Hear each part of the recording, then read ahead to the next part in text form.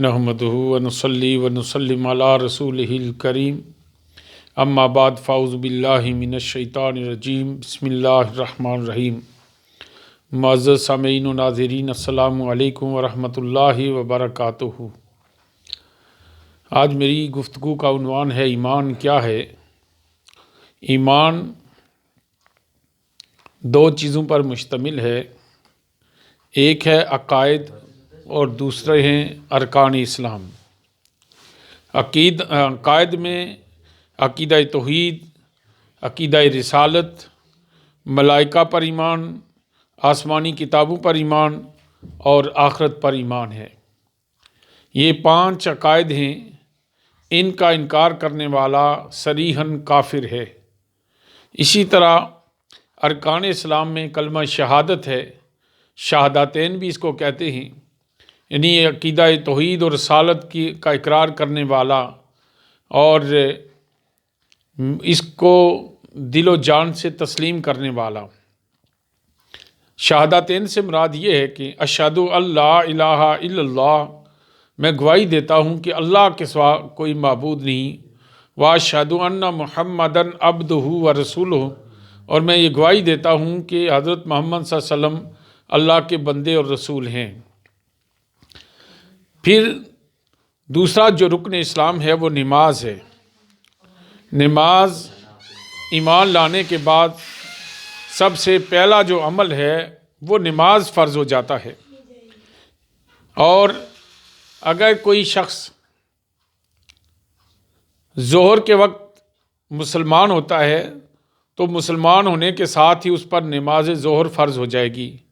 اگر عصر کے وقت مسلمان ہوتا ہے تو مسلمان ہونے کے بعد عصر کی نماز فرض ہو جائے گی، یعنی جس نماز کے وقت میں وہ مسلمان ہوتا ہے اس کے بعد اس پر نماز فرض ہو جاتی ہے، اور نماز کسی حالت میں معاف نہیں ہے سوائے خواتین کے چند ایام کے۔ اسی طرح روزہ ہے، زکوٰۃ ہے اور حج ہے۔ یہ ارکان اسلام ہیں، ان کا انکار کرنے والا بھی مسلمان نہیں ہو سکتا، اور عقائد اسلام کا انکار کرنے والا بھی مسلمان نہیں ہے۔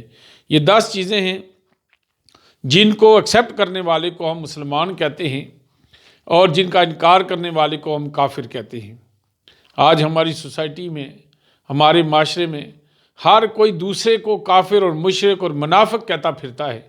کبھی ہم نے دیکھا ہے کہ ہم مسلمان ہیں؟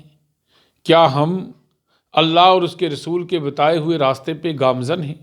کیا ہم نے کبھی یہ سوچا ہے کہ جب ہماری ایک انگلی دوسرے کی طرف اٹھتی ہے تو ہماری 3 انگلیاں ہماری طرف ہوتی ہیں؟ ہمیں سوچنا چاہیے، غور کرنا چاہیے کہ دوسروں سے استفسار کرنے کے بجائے، دوسروں کے معاملات دیکھنے کے بجائے، اگر ہم اپنے جسم پہ، اپنے دل پہ ایمان کی حلاوت کو نافذ کر دیں تو میں سمجھتا ہوں ہر ایک شخص اگر اپنے اوپر اسلام کو نافذ کرنا شروع کر دے گا تو ایک وقت آئے گا معاشرہ سدھر جائے گا۔ ہم دوسرے کی اصلاح کو بہت ضروری سمجھتے ہیں، اپنی اصلاح نہیں کرنا چاہتے، اپنے معاملات کو نہیں دیکھنا چاہتے، دوسرے کو معاملات کو ہم بڑے غور سے دیکھتے ہیں۔ کبھی آپ نے غور کیا کہ ہم اللہ کو مانتے ہیں کہ اللہ سمیع و بصیر ہے، اللہ ہمارے دل کی خبر رکھتا ہے، ہم اقرار باللسان تو کرتے ہیں، تصدیق بالقلب نہیں کرتے۔ اگر ہم صحیح معنوں